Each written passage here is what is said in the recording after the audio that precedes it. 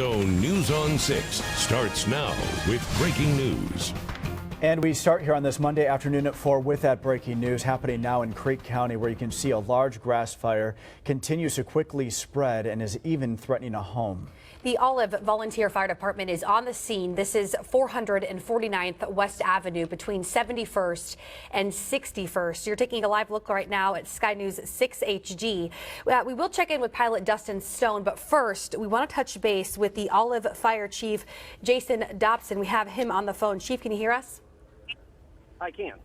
We know you're very busy, so thank you for taking time to check in with us. This fire started around 12:45, 3 hours in. How are things looking right now? We're still working several fire lines. The fire has split off into several different flanks. So we have several different areas that we're currently working right now.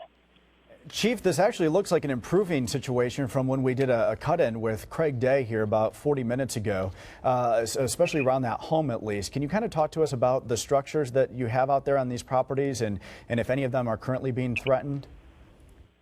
Sure. We do have several structures that was threatened throughout the duration. We actually had one that was in immediate danger, and thanks to your News on 6 helicopter's feed, we were able to see that and go straight to it. Even though the house did catch fire, we were able to get a quick knockdown on it, and which caused very minimum damage. It was an abandoned home, but it doesn't matter if it's abandoned or occupied. We protect all of them. Yeah, that's great to hear. And Chief, it's our understanding that welders were working on a fence in the area, and that may have sparked the flames? Initially, that's what we have been told by a bystander. We haven't confirmed it, but there was work being done on a fence by a welding crew, which potentially started the fire. It's still currently under investigation. And Chief, we're watching right now. We have a live feed up of Osage Sky News 6 HD. Our pilot, Dustin Stone, up there. We're going to talk with Dustin here in just a second. But this is a large fire. We're talking 200 plus acres. Is that correct? The last update I did on our mapping system were about approximately, and it's going to change a little bit because of all the fingers, but we believe it's around 320 acres right now. 320 acres. Can you talk to us a little bit about the challenges, especially you mentioned, and we can see flames here along this line.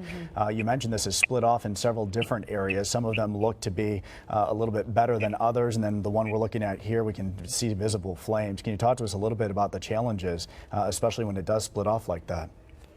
Sure. Well, the biggest challenge we have, again, is the terrain. It's so wet, the ground is so saturated, we're not able to get fire trucks into the fire line like we normally would when it's dry out. And plus, with the winds that we had today, helped fuel the fire and just spread it more. But our biggest challenge was the wet conditions and not being able to get fire trucks straight to the fire lines. And then, of course, having limited access because there's not a lot of roads in here to a lot of the fires, to the fire line. And Chief, one last question for you. Tell us a little bit about your department. You're a volunteer department, and we know you're getting some help from Drumright Fire as well. Yes, we are a volunteer fire department with 13 firefighters on staff. We currently do have several fire departments out here, and we're also waiting for the Forestry Service to arrive to assist with the bulldozer task force. All right, and we want to be very clear. The images that we're seeing here, this is video that was recorded earlier. So it's just showing here, as the Chief was mentioning, how close these flames did get to some of the homes there. And the Chief mentioned at least one home did suffer a little bit of minor damage. Olive Fire Chief Jason Dobson, thank you so much, Chief, for making time for us. We certainly appreciate it. We know that you and your crew are busy, and we want you all to be safe out there. Well, we really do appreciate it, and we appreciate the help of your news helicopter. It was a big game saver for us today. All right, Chief, thank you so much. We really appreciate it.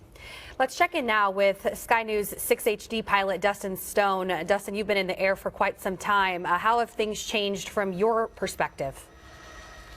That's right, Ashley. We've been up here for quite a while now, and what I was just noticing over the last few minutes, it seems the wind has died down a little bit. Now, I'm not saying that the wind is gone, but it has changed out of the northwest, and it doesn't seem to be blowing at over 20 knots like it was earlier. It seems to be about 14 knots and a little more steady. However, it is out of the northwest. Earlier when we saw the flames, it looked like it was coming straight out of the south. But as Chief Dobson did mention, we've been in contact with them throughout the afternoon while we were here, and we were able to give them some vantage points and give them some areas that they could get to that they couldn't see from the ground. So as he mentioned, this is kind of sectioned off now. There's some areas that are burning, like the one right out, the view here that you're seeing. That's just right here on the south end of this fire. The stuff up north that you saw, the house that we saw that was in extreme danger earlier, we don't really see any flames up there around that area now. So they've got a big, big control over it on that area. The wind changing directions out and now blowing to the northeast has, kind of helped them in some areas, but it probably gives them some challenges out to the east. But we're up here going to keep an eye on it for a little while. Ashley. And Dustin, I'd like to ask you, a big shout out there from Chief Dobson about your help there from the sky and being able to help assist and them get right to that abandoned home just to be able to protect that property. I just have to ask, how that feels to be up there and be able to have that vantage point and know that you helped out in a big way today. Brian, it's a huge privilege to be able to be up here and see this from a perspective that no one else does. So for me, it's not about just being able to show the video on TV. We're here, we're able to help them. So why not help these people out that have the opportunity to get up here and see this? I know their drones have become a lot more useful, but when the wind's blowing 25, 30 miles an hour, really a helicopter is about the best way to see it. So I'm very grateful that we were able to get here, see it, and provide Chief Dobson with the information he needed to get over there to that house and get that fire put out.